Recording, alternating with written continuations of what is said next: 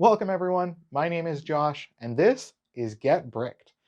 Now today we're going to be taking a look at another set that I managed to pick up from my wish order a little while ago. Now this one is a little bit intriguing because I've never managed to pick one of these up myself. So when I happened across one, it was only a couple dollars, so I figured why not add it to the order. But this is the DK suspension frame, set number 7001. Now, unfortunately, I had trouble finding more information about this company online. I was having trouble finding their actual website. I did see a lot of other websites that do have their products available, but unfortunately, I couldn't really find their information to kind of go through their catalog and see what they have in their line. But we're going to be taking a look at this one and see how it comes together. I've never put one of these. I believe it's Tensegrity. Maybe I'm mispronouncing that. Let me know in the comments down below. But we're going to take a look at one of these ones with the floating platform and see how that comes together.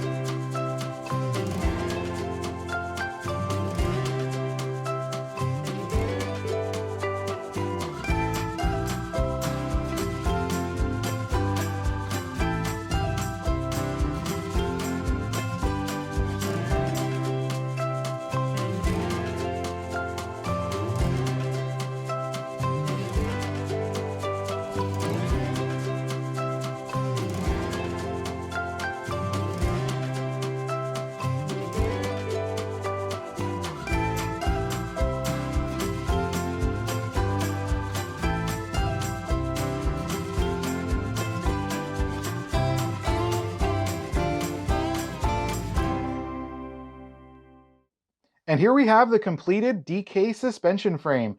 This is my first time building a Tensegrity model.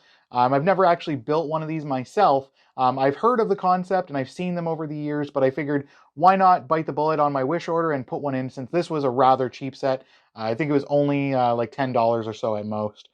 But I like the way that it looks, especially once you get it all set up.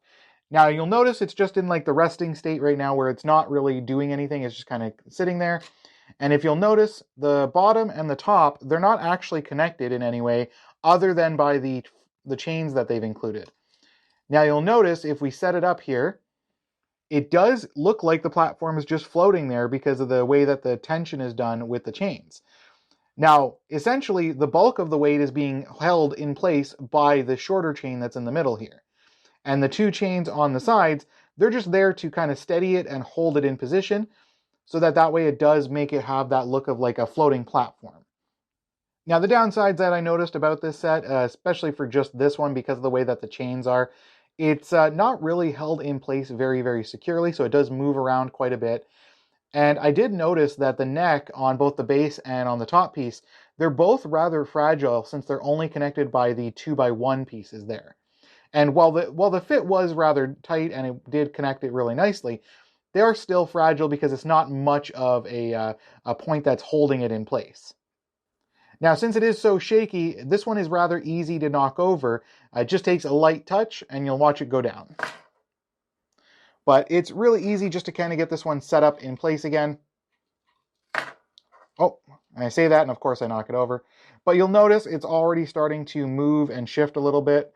So you have to kind of keep it in place to make sure that it actually balances correctly. Oh, as you can see there, it just popped off. But other than that, once you get it situated, it's not too bad and it will stay in place as long as you don't move it around too much. Definitely recommended to do this on a flat surface. So that is my first time reviewing one of these kinds of sets. I've never really had one of these to play around with myself. And I've never really had a lot of the Lego chains to kind of mess with. But it'd be interesting to see some of the floating platforms that you could build with this kind of a style. I've seen a few online. I've seen a couple of Star Wars themed ones. I saw an Avengers themed one. So it'd be interesting to see some of the different builds you could make with doing this kind of floating platform effect. The only problem is as you go up in scale, there's a lot of weight to have in one place. So you'd have to have a way of supporting all of that weight. So it's not just going to disconnect because of so much weight being tensioned in one spot. But that's it for this set. Not much else to really speak of. The pieces themselves weren't too bad. They weren't the greatest of quality for plastic pieces, but they're still pretty stable, and the pieces do still connect really well.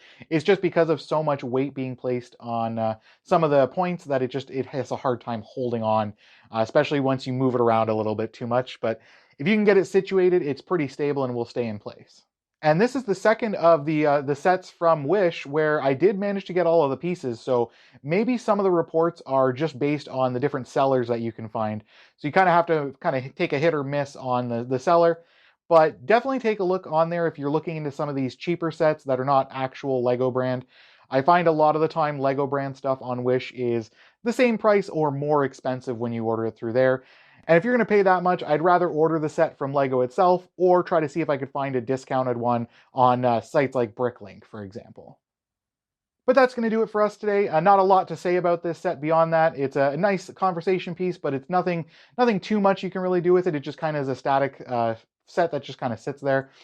But if you guys have seen any interesting these kind of floating platform style sets, let me know in the comments down below. I'd be interested in checking out some of the different sets that people have built or the different way they've utilized these kind of building techniques. But be sure to like and subscribe and get that notification bell on so you can stay updated whenever we release new videos for the channel. Now, before you guys go and float on your next platform, just be sure to tell everyone that you just got bricked.